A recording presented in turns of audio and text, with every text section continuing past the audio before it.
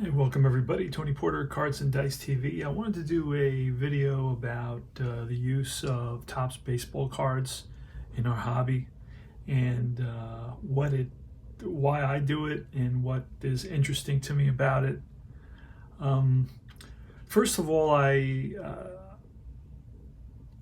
collected cards as a kid, and I wasn't as comprehensive and as disciplined as maybe I could have been. But as a kid, you're just thrilled, and I was definitely thrilled about the whole thing. I love the colors, I love the action photos, I love the uniforms, I loved all those aspects of card collecting. I love the social aspect of it, where you would flip cards with your neighbor and so on, your neighborhood friend. I was never really good at that. I didn't really know what the rules were, so I always kind of felt like they were kind of, taking advantage of me. So I didn't really do it all that much. I try to avoid it as much as possible and just keep the cards to myself. And I would have a few packs, and maybe I would have a pretty big stack. And ultimately, I don't know what happened to the cards, to be honest with you. My memory's pretty foggy about it. A lot of stuff was going on at that time in my adolescence, so I'm not totally sure. But anyway, 1984 is the season I'm replaying, and the way I'm doing it is I'm replaying 3 to 4, a series or a series plus one, depending on who the next pitcher is, in each month. So I'm getting a flavor for the period, I'm getting a flavor for the team, I'm getting a sense of history, and that's why I'm approaching it this way. Plus, it allows me to play the '84 season and play it again if I want to. Mets right now are about 50-50, or about the 100-game mark, and they're not doing as good as they did in actuality. They won 90 games that season, so they were, I believe, 90-70. Does that sound about 160? Yeah, I think so. So anyway, I wanted to collect the Mets. I wanted to bring all the Mets together just because it adds color, it adds character to the experience. It takes me back. A lot of times I don't visualize the games well. I don't visualize the players, their numbers, their uniforms, their faces, just because it happened so many years ago, and a lot has happened since then. So I kind of bring the game to life using these images. App O'Brien does it a lot, and so does Baseball Demos. He does that as well, and it's something that I've always found interesting and I've always been attracted to. So I've gone through, and now season sets are the best way to go. Now I know I bought a team set of the 1970 Mets, representative of the 1969 season. When I was replaying, when I was doing a big, Seaver replay, and I was doing a Mets replay for 69, which never really comes out the way it actually did because there's so many intangibles. You would have to have an intangible rating that is so far and beyond the rating of every other team of the Mets, and it would come into play almost every game because that intangible was what got them to the World Series and got them to win the World Series. They were not the best team, nowhere near the best team. They were the team that basically reached the pinnacle of success in the league, but not necessarily the best team. Now, did they have the best pitcher by far and beyond? Absolutely, no doubt, and he was untouchable the last 2 months of the season. But anyway, so I did buy a season set, and they can get kind of pricey depending, when you're buying it. Like if you're buying, the 50th anniversary of 1969, well, guess what? Everybody's buying the 1969 set. So that sort of thing. But if you're buying a set that nobody's really looking at that moment in time, and you kind of keep your eyes open, you can probably find a good deal. Anyway, you can buy sets from, you can buy cards from $5 to $500, and it's the same card. I don't understand. I'm so ignorant. Okay, it's the same card. I picked up this Whitey Ford. Look at this Whitey Ford. Okay, because I'm replaying. Look at beautiful back end of that Whitey Ford. Look at that. Gorgeous colors, gorgeous. It's clean, crisp. I love it. The font is pretty legible because, you know.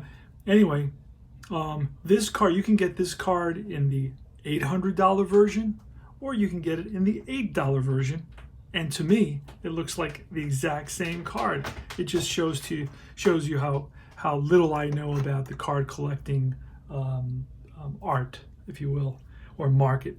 All right, so the cards, collections can go from $1,000. The big in-demand seasons can go from $1,000 to, I guess, maybe unlimited amounts. I don't know how money. Some people have so much money it doesn't matter to them whether they pay $50,000 or $500,000 or $5 million. It's just a drop in the bucket. I don't think the majority of us are that way. So anyway, all right. So I'm going through the last handful of cards to find the last set of Mets, and I see that Tom Seaver's in this one. And it looks like I have a repeat there. So I'll leave that in there. So I'm going through, and I'll pull out a couple of cards. The Mets are going to play the Cards later on tonight. So who did I get so far? I got Dave Rucker, a pitcher, and I got Bruce Sutter, a pitcher. Rucker, I remember a little bit. Sutter, I remember a lot.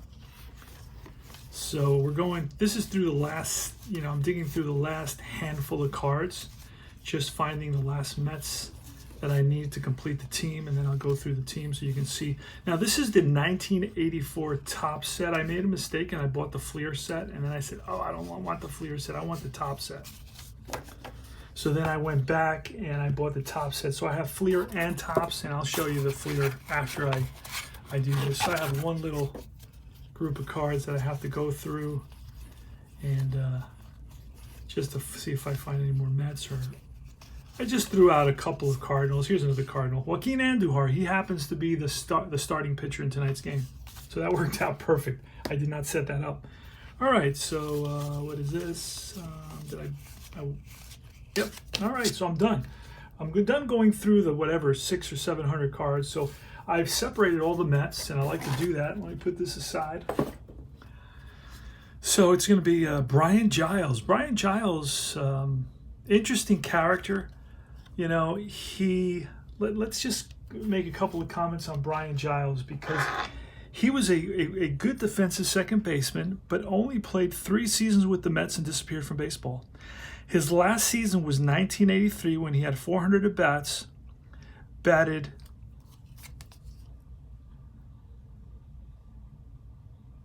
that's his slugging percentage. Yeah, he batted .245, stole 17 bases, and played a decent defensive second base, and he disappeared from baseball. Never to be seen again. Mystery of Brian Giles. And here we have one of these NL active career strikeout leaders, and guess who that is? Tom Terrific.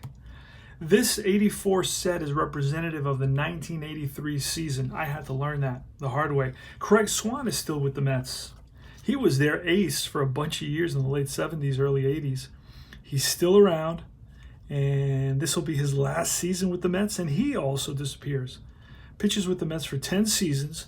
Pretty good friend with Tom Seaver, and he vanishes. His last season, he had a 5 ERA, so I can understand why he gave it up, but he didn't try to come back with anybody else. Interesting. This is Tom Gorman. Tom Gorman bounced around a little bit, and actually, you know what? I just realized that he may have gone somewhere else, Craig Swan. I don't know. This only goes up to 83. So I just realized this. I know Gorman moves on. So this doesn't, the back won't tell you that. It'll tell you that what they did in 83, end of story. Here's Tom Terrific. After 6 years in Cincinnati, comes back to the Mets, finally. And they're not going to lose him again. Wrong. They screw up and they lose him to the White Sox. Embarrassing. Manager Frank Howard. This guy was not, a fatherly type figure to some of the players. He really mishandled and mistreated and kind of shamed Jose Oquendo. There's lots of stories about that if you read about the Mets in that era. Howard was really not a big fan of Jose Oquendo, especially Jose Oquendo went into a slump, and Howard would keep on pulling him, and letting players that were in worse slumps, hit for him. So this really knocked his confidence down. This is Bob Baylor. Yeah, I remember him as a Toronto Blue Jay. He's still with the Mets. He plays with the Mets in '83. Remember, this is an '84 set, but it represents the players in '83. Kingman plays with the Mets in '83 because they took these pictures in October at the end of the '83 season, and then they called them the '84 Topps release. This is Doug Sisk. He plays with them throughout, I think, '86, so he's around for a while. Carlos Diaz, he gets traded to the Cardinals in '80. I thought he was part of the Hernandez trade. But man, he looks like he's had a hard life. This guy, he's either a hard drinker or a hard partier. All right, so Walt Terrell, he's with the team, pitches every so often. Mookie Wilson, a leadoff guy that struck out a whole lot. So Tucker Ashford, he's a guy that's up and down and disappears from baseball as well. I think he goes to the Padres for a little while, but never really becomes very much. Ron Hodges, he's with the Mets for many years. Rusty Staub, Le Grand Orange, what a hitter, huh? Amazing hitter. Loved cooking, real sociable guy, very well liked by the people who knew him, but a powerful guy, and hurt his shoulder, and I think it was the '73 World Series, or was it the '69 World Series? Had a shoulder issue. George Foster, the $10 million bum, he was hated in New York. Just had a terrible personality, was not liked by the team. In '86, when he didn't come out in a big brawl they had with Cincinnati, George Foster sat in the dugout while everybody else kind of, matched up with somebody.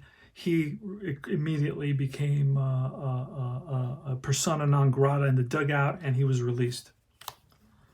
Hubie Brooks. Hubie Brooks plays a decent third base for the Mets. Jesse Orosco, all-star. He's got two cards. He's got an all-star card, and he's got his regular card. He was lights out reliever for the Mets. He's in that famous picture in the '86 World Series in the New York newspapers where he's down on his knees right on the mound with his arms towards the sky. Great picture. Ed Lynch. Lynchy was a good friend with Ron Darling, and he was a very likable, sociable guy. Got along with everybody. Mark Bradley. He shows up and quickly vanishes. We have batting and pitching leaders. Tom Seaver with a .355 ERA with the Mets in 1983, and Mookie Wilson batted .276. So if I want to get the '84 season, I have to basically buy the '85 set. Darryl Strawberry, he started in '83. He was called up. Tall, lanky, power-hitting, speedy right fielder for the Mets. Huge expectations, and reached pretty certain heights, and then kind of he was distracted, did not have the discipline. I think he had the talent but not the discipline for baseball. Jose Oquendo, he went on to play, I think, with the Cardinals for a bunch of years. I believe it was the Cardinals. Gotta double check that. Junior Ortiz, another one that shows up for the Mets for a short time and quickly vanishes. Jesse Orosco, this is his second card. Mike Torrez, and Mike Torrez is known for the Yankees, of course, the World Series teams, and then I believe he started off with St. Louis. I believe it was St. Louis. And he goes to the Red Sox, and he comes to the Mets. So he's kind of bounces around a little bit. Here's Scott Holman. Don't know too much about Scott Holman. Danny Heap, he provides a very consistent left-handed bat off the bench and fills in against right-handed pitchers.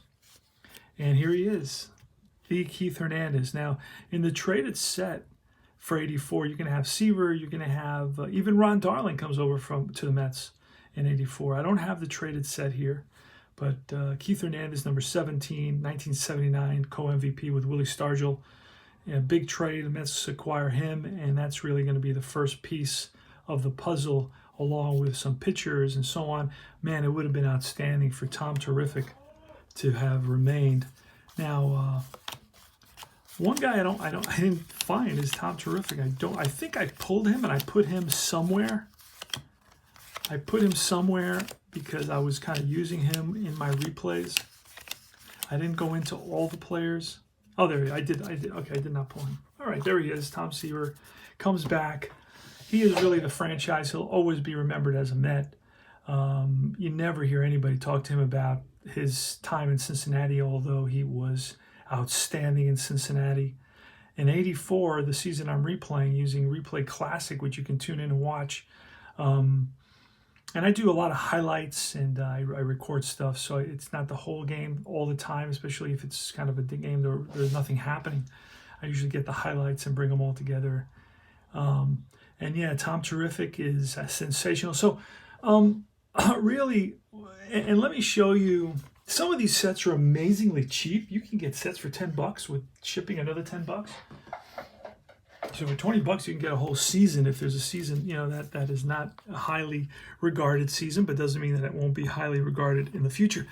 This is the Fleer Mets. Let me show you the Fleer Expos and the Fleer Padres. I played some games with the Padres and the Expos. Here are the Fleer Mets. And you can see them there. Rusty Staub, John Stearns, Craig Swan. This is the 84 Fleer Mets, so this represents the 83 season. So a little bit different. The colors are a little bit different. The approach. The Topps went more with an action style, whereas Fleer went more with some action, but a lot of poses, right? Portrait style, kind of an earlier kind of time period. And here is Tom Terrific. That's his shot from the Fleer set. Dave Kingman, looking scary. So I don't have them all. I don't know what. I probably have them somewhere. I'm missing some players for sure. I gotta just look for them. But anyway, that's the Fleer set. So the Fleer looks a little bit different, and you can see that. I really like the top set with the action photo and then the close-up shot. And then, of course, the Mets, the team name on the side, and then the player name at the bottom, and then the little Topps logo. So anyway, what does this do for me? What's the purpose of this? It just helps me kind of go back into the history, helps me, visualize, brings back the nostalgia, brings back my time as a kid collecting cards and the excitement, related to collecting anything. It kind of brings all that back to the tabletop, and it just makes me want to learn a little bit more about each player and kind of remember, just like I did. I went through these cards and I remember different stories, so that'll kind of it'll kind of give rise to my knowledge bank of baseball history and of Mets history in 1983, 1984, and so on and so forth. So it just brings players to life. It puts them, it gives you an image, and it brings that image to the tabletop. So it's not only, a card with numbers.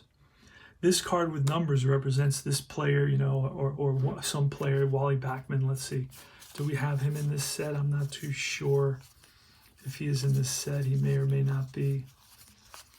I don't remember that. But, it's not just a card with numbers on it. These cards represent actual living, breathing people that are performing. And here's Darryl Strawberry. So I just saw him a second ago. So we'll put him out there. Now remember, these are the cards here are the 1983 season, whereas the baseball cards are 83 season, whereas my classic cards are the 1984 season. So remember that the Topps always represents the previous year. So this is 84, but this is 84. So I would really need the 85 season. But this is close enough to what he looked like. And there he is, number 18, swinging the bat from the left side. He's a young guy. He's 22 years old. And he's going to make a name for himself. And he's going to hit a ton of home runs. And he's really going to be a force to contend with. So that's what it does. It turns this into an actual picture. And it just gives you, an added dimension to approach our games with, our tabletop games, and just adds depth and adds complexity, adds detail, adds a visual. A visual is so powerful, don't they say that an image is worth 1,000 words? This is Tony Porter, Cards and Dice TV. This is why I use Topps baseball cards on my tabletop.